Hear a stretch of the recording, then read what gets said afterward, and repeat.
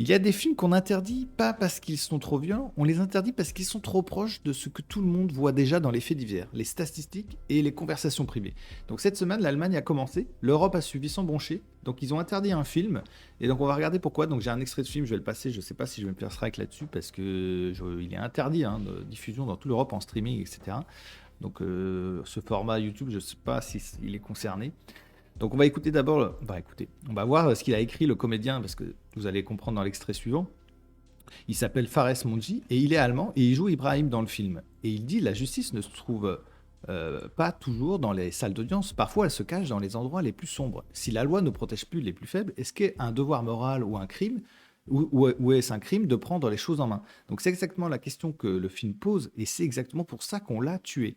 Donc dans le post, là, il a mis le doigt sur l'absurdité totale. Donc le film Tekken, 96 Hours, et John Wick, des tonnes de films où un type va chercher sa fille ou sa femme et bute tout le monde sur son passage. Là, l'autorité allemande des cinémas a validé le film sans problème. Mais là, soudain, 2 fois de suite, ils lui ont pas donné de critères d'âge, donc pas de classification, donc pas de diffusion, pas de streaming, pas de vente. Donc 8 personnes, c'est un comité de 8 personnes qui ont décidé que ce film-là, les Allemands n'avaient pas le droit de le voir. Donc Boll, le réalisateur, il dit que ce que tout le monde comprend, c'est politique. Le niveau de violence est le même que dans John Wick. La différence, c'est que les méchants ne sont pas des méchants abstraits ou des Albanais des années 2000.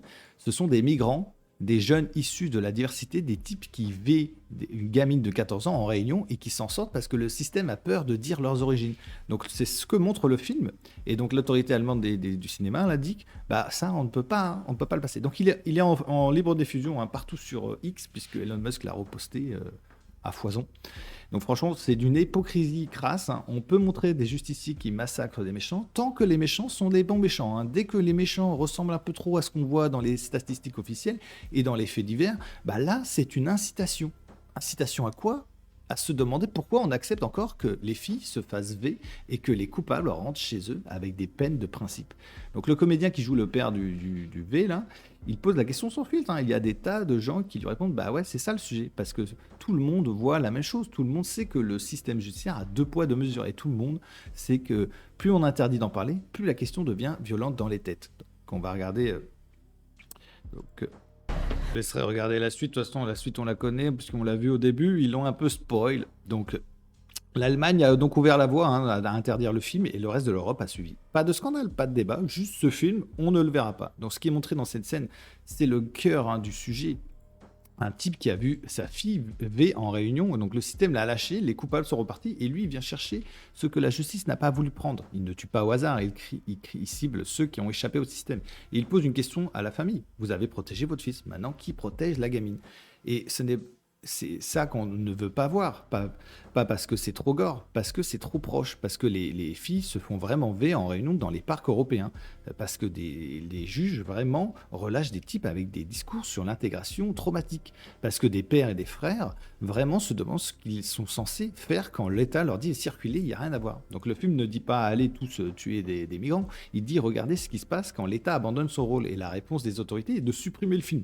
Pas de supprimer les V en réunion, pas de durcir les peines, pas de renvoyer les criminels, supprimer le film. C'est d'une lâcheté politique totale. Ils savent que la question est légitime, ils savent que des millions de gens se posent cette question en silence. Et au lieu d'y répondre, en protégeant vraiment les victimes, en appliquant vraiment la loi à tout le monde, en arrêtant d'importer des cultures qui ne respectent pas les femmes, ils préfèrent interdire l'image. C'est comme si on interdisait les films sur les accidents de voiture parce que ça pourrait inciter les gens à conduire moins bien. Bah non, les accidents, ils existent. Les V, ils existent. Les peines ridicules existent et les films ne le créent pas, il les met en face. Et c'est pour ça qu'on l'a tué. Donc, quand on interdit de poser la question, c'est qu'on n'a plus de bonnes réponses à donner. Et tout le monde, ça le sent. Donc, restez lucides, vive la France lucide, je vous dis à la prochaine, ciao.